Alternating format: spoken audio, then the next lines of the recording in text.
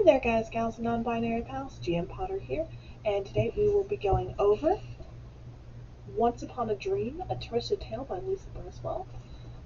This one I bought I think I got this one in my haul video that I did a few months back. Finally got around to reading it, and let's get into it. So, the tagline is, "What if Sleeping Beauty never woke up?" And then on the back of the book it says, "It should be simple. A dragon defeated a slumbering princess in a castle, a prince poised to wake her, but when the prince falls asleep as soon as his lips touch the fair maidens, it is clear that this fairy tale is far from over. With a desperate fairy's last curse controlling her mind, Princess Aurora must escape from a different castle of thorns and navigate a dangerously magical landscape created by her from her very own dreams. Aurora isn't alone. A charming prince is eager to join her quest, and old friends offer their help. But as Maleficent's agents follow her every move, Aurora must discover who the true allies are, and moreover, who she truly is. Time is running out. Will Sleeping Beauty be able to escape and wake herself up?" So I had such high hopes for this book. I love Maleficent. She is my favorite Disney princess. I've loved Maleficent since I saw Sleeping Beauty when I was in reading club. They showed it to us at the library when I was a little kid. My takeaway from the story isn't that, oh, I should be good-natured and charming and all. No, my takeaway was I want to be a dragon. Like, that was my takeaway from the movie. I thought Aurora was dumb. I thought she was vapid. I thought she didn't have a whole lot going on. I mean, she doesn't hardly say anything in her own movie, even. She spends most of it asleep. Maleficent's there doing things and taking control and making decisions and agency over herself, and is clearly the one that children should be looking up to. I mean, she turns into a dragon. She shows strong leadership skills. She's got minions that respect her and fear her. And yeah, my takeaway was that I want to be Maleficent from this movie, which maybe not what I was supposed to think, but there it is.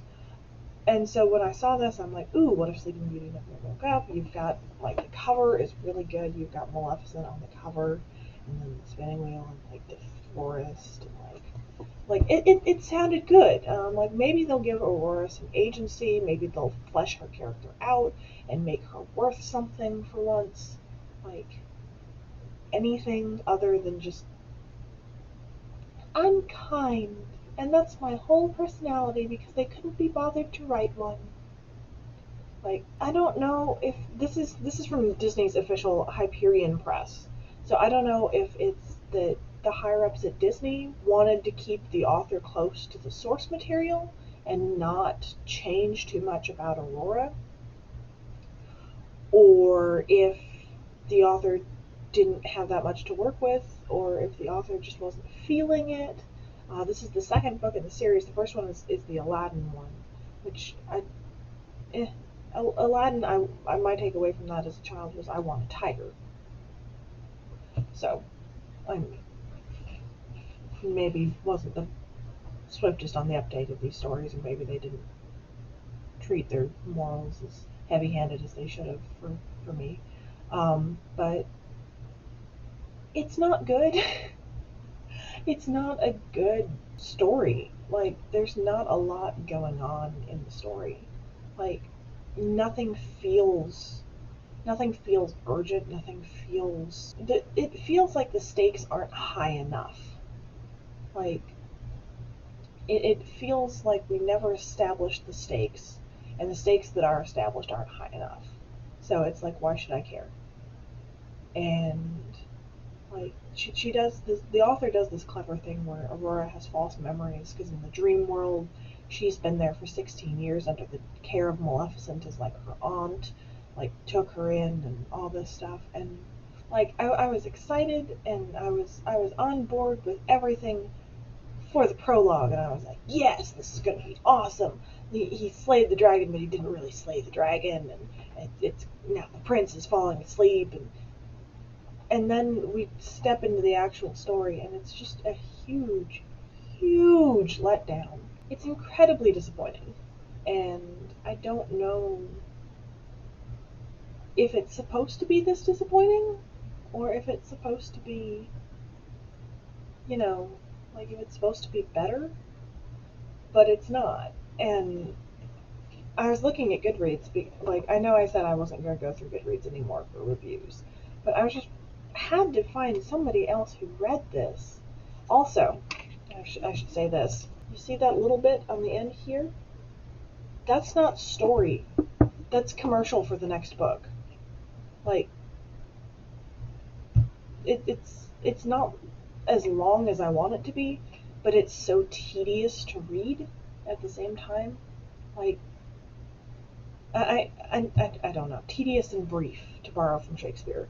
It it feels rushed, and at the same time, it is a slog to get through. Anyway, on Goodreads, I was going through the Goodreads reviews, and most people who did Goodreads got this on NetGalley, which is a advanced reader copy service. I'm actually reading a book through them, which I will be reviewing later this month. Um, and basically, they give you a free copy of the book in exchange for your honest review. The reviews are not good. Like, most of the people on there did not finish the book. They're like, I couldn't get through it. I got through 32%. I finished the book, but I kind of want those hours of my life back. Like, I get an hour for lunch at my day job, and so it only takes me like 7 minutes to eat lunch, because I don't eat a lot. And so I've got all this time, and so I bring a book to work, and I read. Um, so I got through it because I didn't have anything else to do, because I don't like playing on my phone at work, because I can't watch TikToks in the break room, because everyone will hear all the weird stuff I watch on TikTok.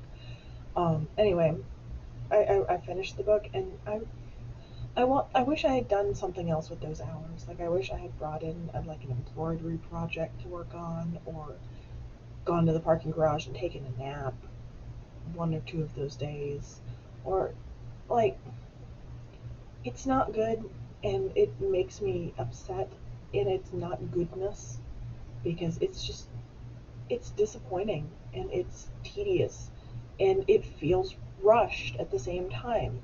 Like, I don't know how to explain the feeling of reading a book that is missing descriptions and details. Like, it feels like it's missing large swaths of descriptions and details and storytelling aspects. Like, it feels like a second draft. Like, it feels like the author was still working on it and they rushed it to print. And it's not good. And I don't know what else the author has written.